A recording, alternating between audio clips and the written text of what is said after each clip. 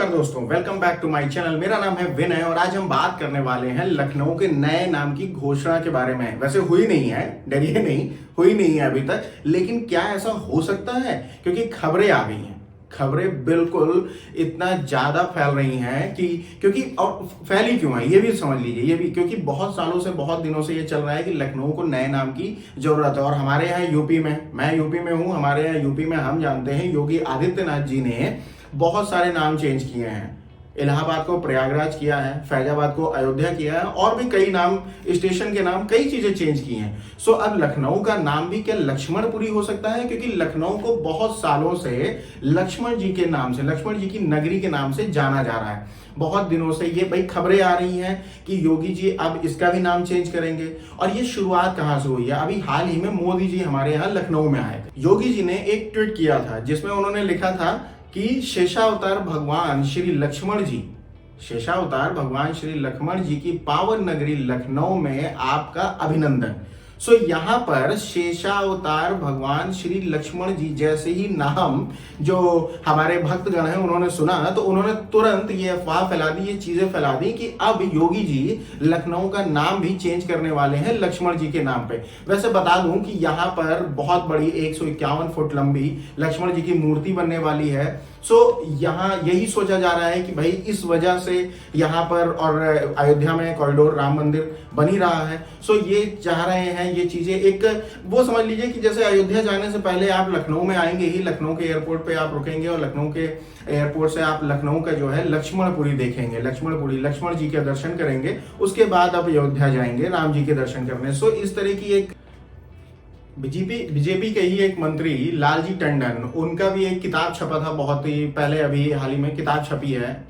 BJP के एक मंत्री लालजी टंडन, जिनकी एक किताब भी आई थी अनकहा लखनऊ। अनकहा लखनऊ में लखनऊ के कई किस्सों के बारे में, कई कहानियों के बारे में बताया और उसके डेवलपमेंट के बारे में भी बताया। और यहाँ पर उसके इस नाम के बारे में भी चर्चा हुई है। और दूसरी चीज देखिए क्या चर्चा है उस नाम के बारे में, लक्ष्मणपुरी क्यों लालजी टंडन ने अपनी बुक में लिखा? क्योंकि यहाँ पर लखनऊ में एक टीला है, उसको लक्ष्मण टीला, सदियों से लक्ष्मण टीला कहा जाता रहा था। लेकिन औरंगजेब के शासनकाल में इसको तोड़वा कर एक मस्जिद बनवा दी गई थी, उस टीले के ऊपर एक मस्जिद बनवा दी गई थी। और हमारे लखनऊ में एक फेमस है कि भाई लखनऊ टीले वाली मस्जिद, ये बहुत फेमस जगह है पूरे लखनऊ में। टीले वाली मस्जिद का नाम है, बहुत भीड़ लगती है उसमें, वही ईद में और बकरीद में बहुत ज्यादा नमाज भी पढ़ी जाती है। टीले वाली मस्जिद बहुत फेमस है हमारे यहाँ लखनऊ में।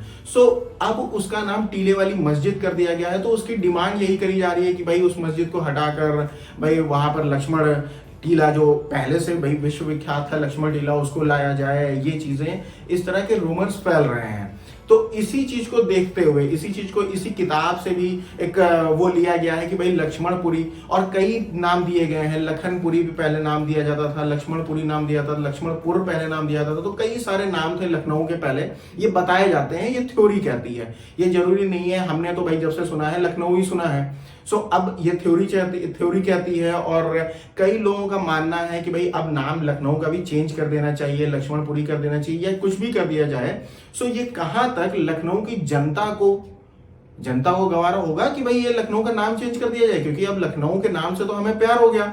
अब दूसरी चीज यहां पर यह भी है कि भाई कुछ लोग चाहते हैं लखनऊ का नाम चेंज कर दिया जाए, कुछ लोग चाहते हैं लखनऊ का नाम ना चेंज किया जाए।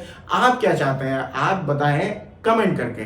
सो चैनल को सब्सक्राइब करें, वीडियो अच्छा लगा हो, इंफॉर्मेटिव लगा हो तो प्लीज लाइक करें, चैनल को सब्सक्राइब करें और ज्यादा से ज्यादा लोगों तक शेयर करें। प्लीज इंस्टाग्राम अकाउंट को फॉलो करें। Thank you.